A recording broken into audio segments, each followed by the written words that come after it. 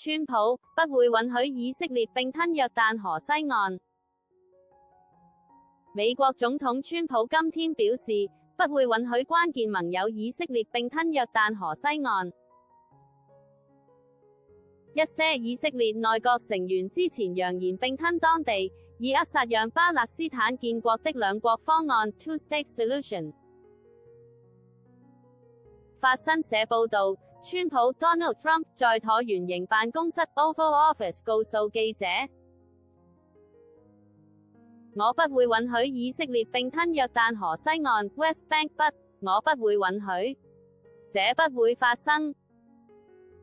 有人問川普是否在本週聯合國一場會議上向阿拉伯領導人承諾將阻止任何併吞行為，川普隨後作出上述回應。以色列總理尼坦亞胡 Benjamin Netanyahu 曾矢言不讓巴勒斯坦建國，其內閣中的極右翼成員則威脅要併吞約旦河西岸，以回應最近幾個西方國家承認巴勒斯坦國。川普今天稍早與尼坦亞胡談話，被問及是否警告尼坦亞胡勿採取此類行動時，川普回答：是的，但我不會允許。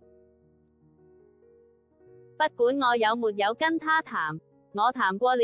但我不會允許以色列併吞約旦河西岸。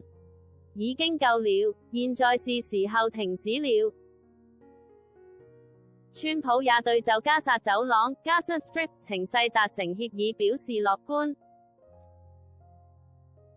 現在有越來越多人敦促結束加薩戰爭，並讓自2023年10月7日巴勒斯坦激進組織哈馬斯 Hamas 襲擊以色列以來被扣押的人質獲釋。川普說：我們今天與尼坦亞胡談過了，我們跟中東所有領袖談過，他們是很棒的人，我們相當接近就加薩問題達成協議，甚至可能實現和平。以色列官員表示，尼坦亞胡預計29日訪問白宮。中央社